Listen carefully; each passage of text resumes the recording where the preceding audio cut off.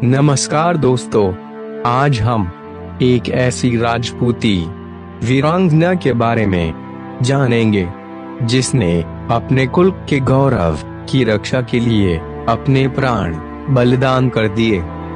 राजस्थान के इतिहास को किसी परिचय की आवश्यकता नहीं है।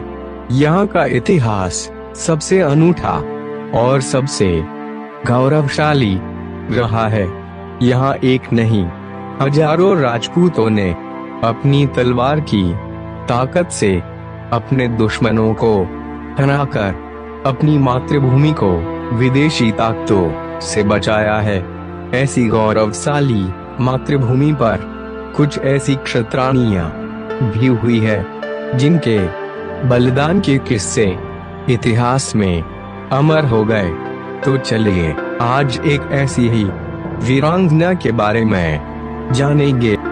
उस महान वीरांगना का नाम सहल कंवर था। सहल कंवर बूंदी के शासक संग्राम सिंह हाड़ा की पुत्री थी, इसलिए इनको हाड़ी रानी के नाम से जाना जाता था। यह बात 16वीं शताब्दी की है, जब मेवाड़ पर महाराणा राज सिंह का शासन हुआ करता था।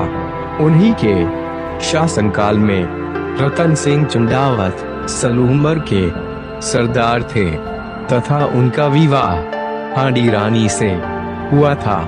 विवाह को सिर्फ 7 दिन हुए थे कि एक दिन अचानक राणा राज सिंह ने उनके पति रतन सिंह चंडावत को युद्ध पर जाने का फरमान भिजवाया, जिसमें लिखा था कि दिल्ली से औरंगजेब की मदद के लिए आ रही उसकी अतिरिक्त सेना को रोकने के लिए उन्हें तत्काल सेना सहित निकलने का आदेश दिया गया था।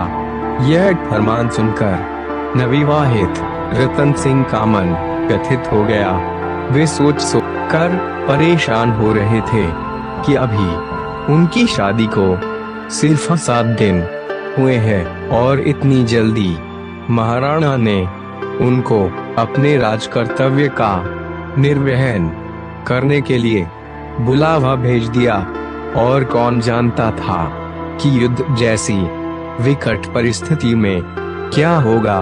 पत्नी से बिछड़ने की घड़ी आ गई थी, क्योंकि औरंगजेब की सेना तेजी से आगे बढ़ रही थी, इसलिए उन्हें अपनी सेना को युद्ध की तैयारी करने के लिए जल्द से जल्द रवाना होना था।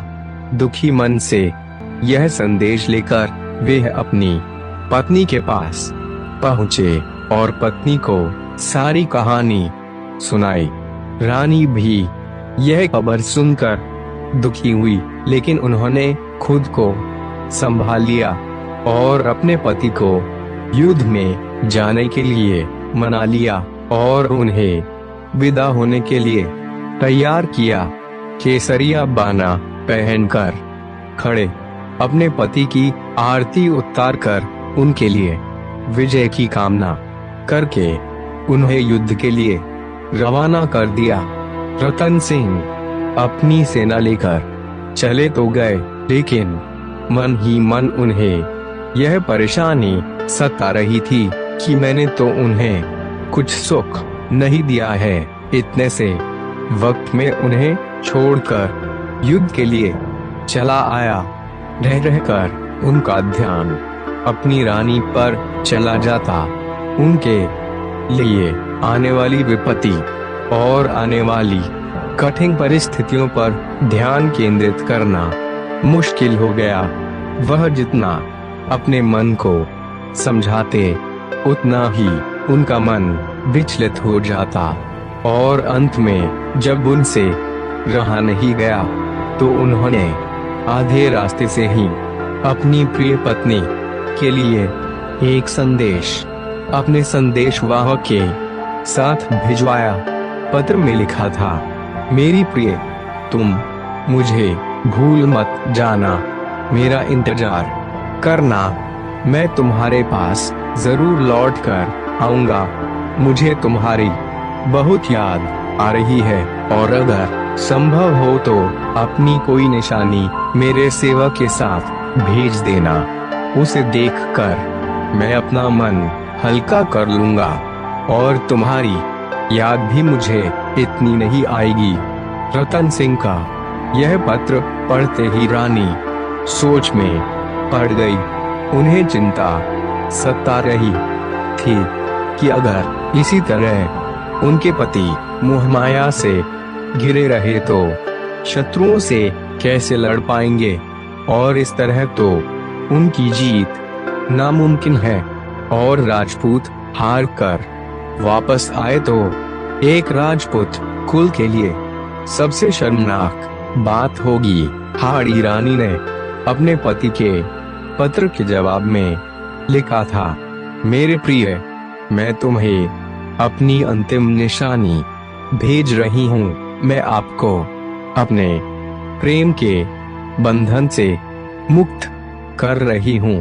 आप बेफिक्र होकर अपने कर्तव्य का पालन करना और अपनी मातृभूमि की रक्षा करना। मैं स्वर्ग में आपका इंतजार करूंगी। और अगले ही पल इस वीरांगना ने एक झटके से अपनी तलवार निकाली और अपना सर अपने शरीर से अलग कर दिया। यह सब देखकर उस संदेशवाहक की सांसें रुक गई और उसके आंसू निकल गए। वह रानी का कटा हुआ सिर एक सोने की थाल में सजाकर और लाल चुनरी से ढककर अपने सरदार के पास ले गया। जब संदेशवाहक वह निशानी लेकर अपने सरदार के पास पहुंचा तो रतन सिंह ने पूछा, क्या तुम रानी की निशानी लेकर आए हो? तो संदेशवाहक ने कांपते हाथों से और भारी मन से उस थाली को उनकी ओर बढ़ा दिया। रतन सिंह की आंखें फटी रह गई। उन्हें अपनी आंखों पर विश्वास नहीं हो रहा था कि वह क्या देख रहे हैं। उनके मुंह ने उनसे उनकी सबसे प्यारी चीज छीन ली थी। उन्हें जीने का कोई मकसद नजर नहीं आया। मोह के सारे बंधन जैसे एक झटके में ही टूट गए थे। अपना यह दुख वे सह ना सके और वो अपनी दुश्मन सेना पर बिजली की तरह टूट पड़े।